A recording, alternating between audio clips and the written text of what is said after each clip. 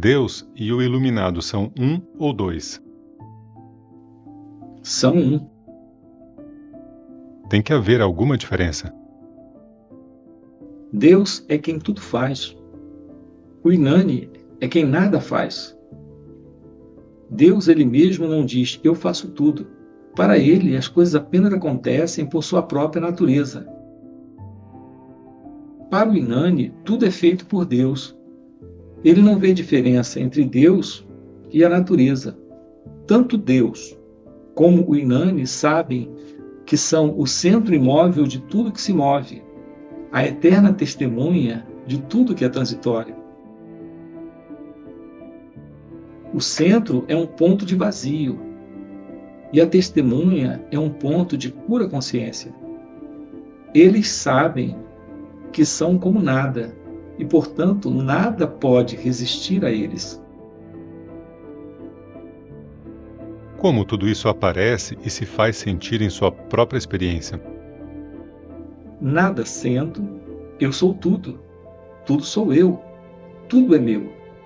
Da mesma forma que basta que eu pense no movimento. Para que o meu corpo se mova, as coisas acontecem à medida em que penso nelas. Mas lembre-se, eu nada faço, eu só as vejo acontecendo. As coisas acontecem como você quer que elas aconteçam, ou você quer que elas aconteçam da forma como elas acontecem? Ambos. Eu aceito e sou aceito. Eu sou tudo e tudo é eu. Sendo o mundo, não tenho medo do mundo. Sendo tudo, de que eu teria medo? A água não tem medo da água, nem o fogo do fogo. Também não tenho medo porque não sou nada que possa ter a experiência do medo, ou de estar em perigo. Não tenho forma, nem nome.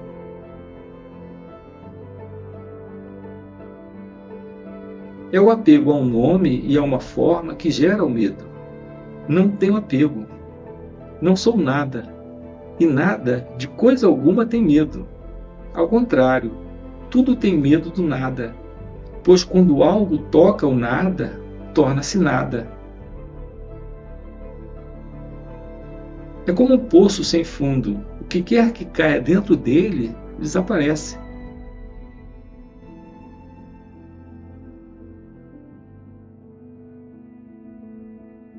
Deus não é uma pessoa?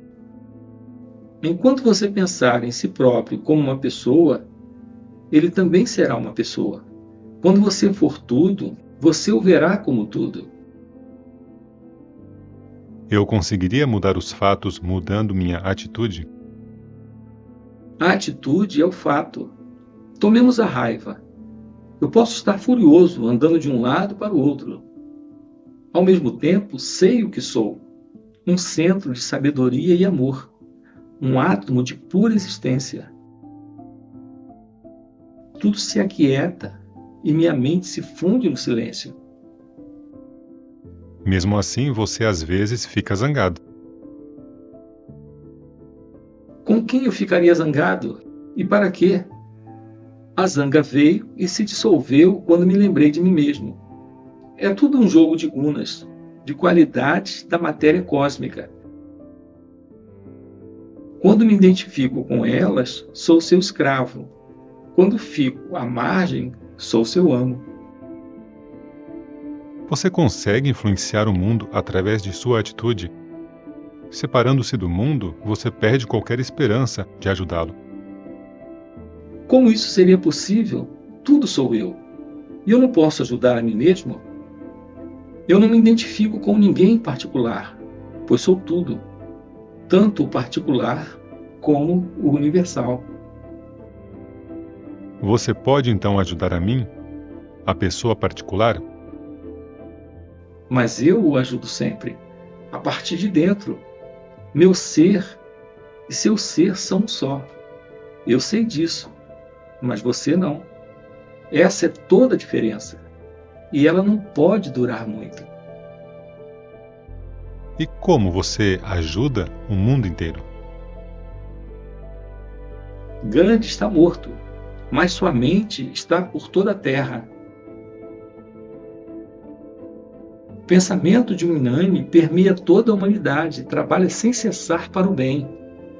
Sendo anônimo, vindo de dentro, ele é ainda mais poderoso e irresistível. É assim que o mundo melhora, o interno ajudando e abençoando o externo.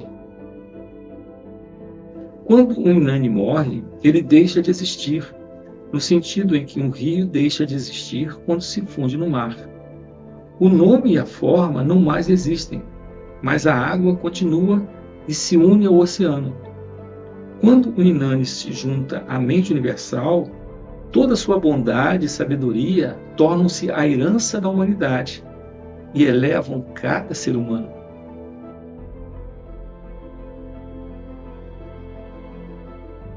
Somos apegados à nossa personalidade, à nossa individualidade, ao nosso ser diferente dos demais, damos muito valor. Você parece denunciar a ambos como inúteis. Para que nos serve o seu manifesto? Manifesto, individualidade, personalidade, tudo isso são apenas palavras, pontos de vista, atitudes mentais. Não há realidade em nada disso. Só no silêncio tem-se a experiência do real. Você se aferra à personalidade, mas você só tem consciência de ser uma pessoa quando está em apuros. Quando não está em apuros, você não pensa em si mesmo. Você não falou da utilidade do manifesto. Sem dúvida que você tem que dormir para acordar. Você tem que morrer para viver. Você tem que se dissolver antes de tomar forma.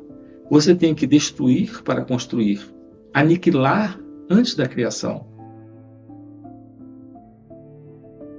O Supremo é o solvente universal. Ele corrói todos os recipientes. Ele queima através de cada obstáculo. Sem a negação absoluta de tudo, a tirania das coisas seria absoluta.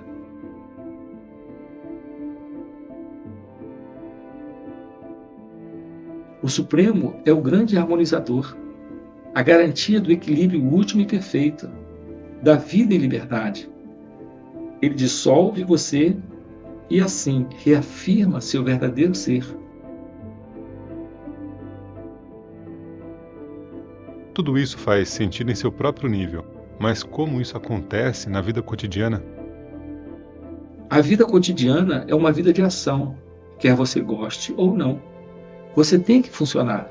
Qualquer coisa que você faça apenas para si próprio se acumula e se torna explosiva.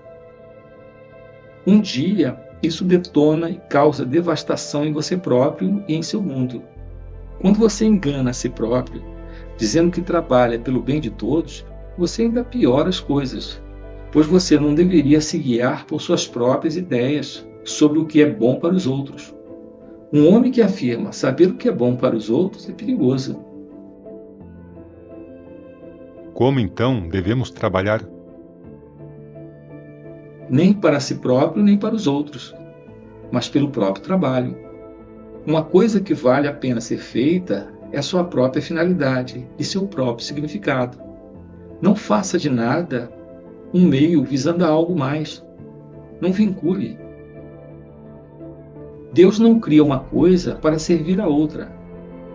Cada uma delas é feita para si própria. Como ela é feita para si própria, ela não interfere. Você está usando as coisas e as pessoas para fins alheios a elas mesmas. E você devasta o mundo e a si mesmo. Nosso ser real está o tempo todo conosco, você diz. Como então nós não o percebemos? Sim, você é sempre o Supremo. Mas sua atenção está fixa nas coisas físicas ou mentais. Quando sua atenção abandonou uma coisa e ainda não se fixou em outra, nesse intervalo você é puro ser. Quando através da prática da discriminação e do desapego, Viveka Vairagya, você perde de vista os estados sensoriais e mentais, o puro ser emerge como estado natural. Como se dá fim a esse sentido de separação?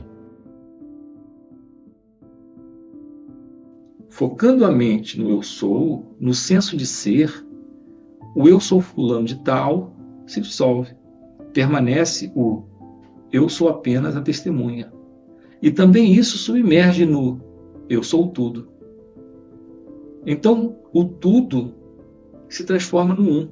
E o um, você próprio, não é separado de mim. Abandone a ideia de ser um eu separado. E a pergunta, experiência de quem? Não surgirá. Você fala da sua própria experiência. Como eu posso torná-la minha? Você fala de minha experiência como se ela fosse diferente da sua experiência. Porque você acredita que somos separados, mas não somos.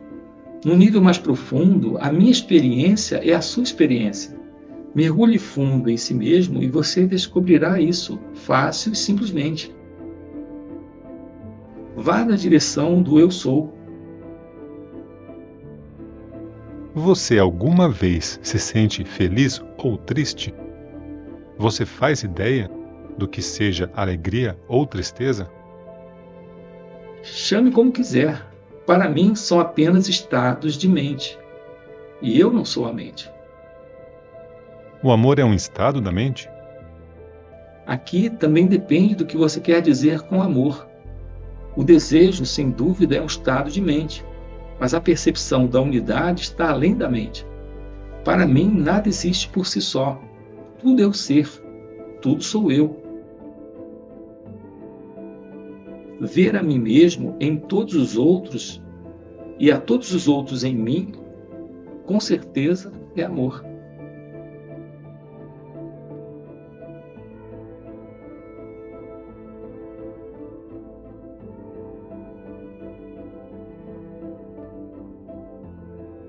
Quando eu vejo algo agradável, eu quero. Quem exatamente quer? O ser ou a mente? A pergunta está mal colocada. Não há quem. Há desejo, medo, raiva. E a mente diz, isto sou eu, isto é meu. Não há essa coisa que possa ser chamada de eu ou meu. O desejo é um estado de mente, percebido e nomeado pela mente. Sem uma mente para perceber e nomear, onde fica o desejo? Mas existiria um perceber sem nomear? Claro, o nomear não pode ir além da mente, ao passo que o perceber é a própria consciência.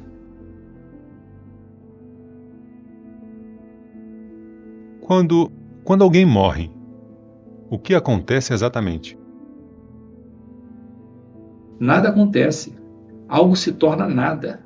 Nada era, nada permanece. Mas certamente há uma diferença entre os vivos e os mortos.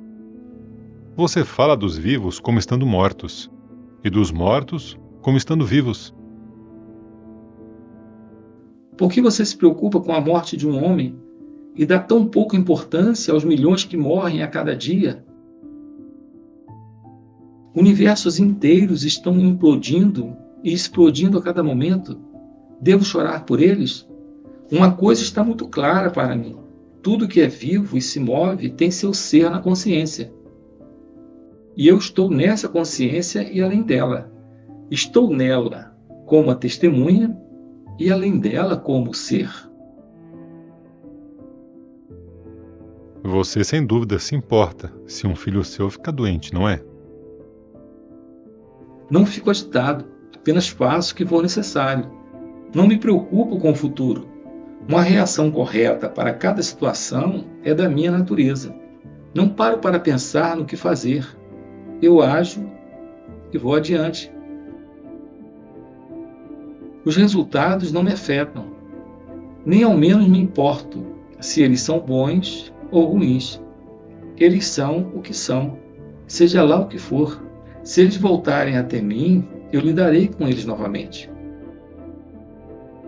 Ou melhor dizendo, acontece de eu lidar com eles novamente. Não há qualquer senso de propósito em nada que eu faça. As coisas acontecem como elas acontecem, não porque eu as faça acontecer, mas é porque eu sou que elas acontecem. Na realidade, nada jamais acontece. Quando a mente está inquieta, ela faz com que Shiva dance como as águas agitadas do lago fazem a lua dançar. Tudo são aparências resultantes de ideias equivocadas. Obviamente, você tem consciência de muitas coisas e se comporta de acordo com a natureza delas. Você trata uma criança como criança e um adulto como adulto. Da mesma forma como o gosto do sal está presente no oceano inteiro, e cada gota da água do mar carrega o mesmo sabor, cada experiência me traz o toque da realidade. A realização sempre nova de meu próprio ser. Eu existo no seu mundo como você existe no meu? Claro, você é e eu sou, mas apenas como pontos na consciência. Não somos nada a não ser consciência. Isso tem que ser bem compreendido. O mundo pende no fio da consciência. Sem consciência não há mundo.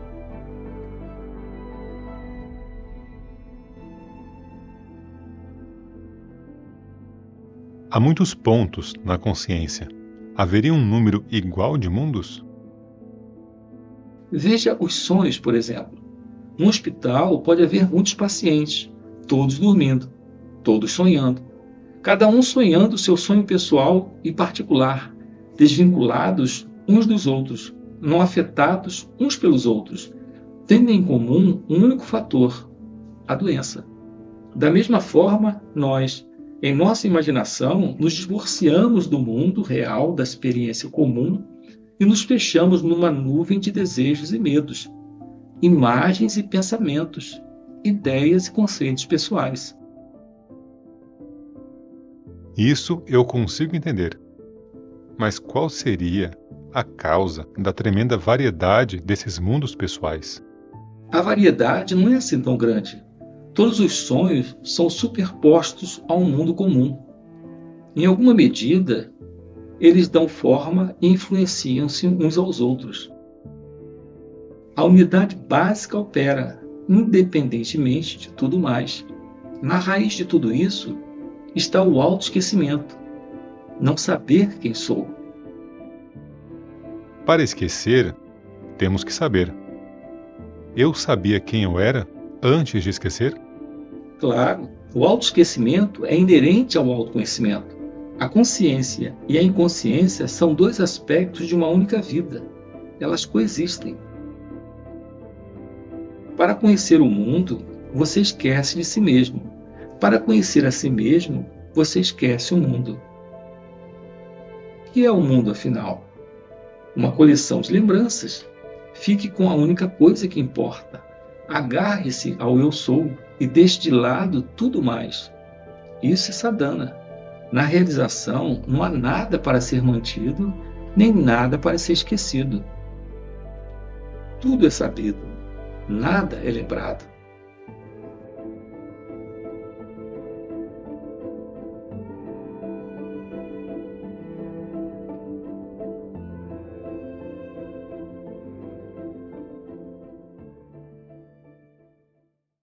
A verdade do que aqui é dito é firme e perene.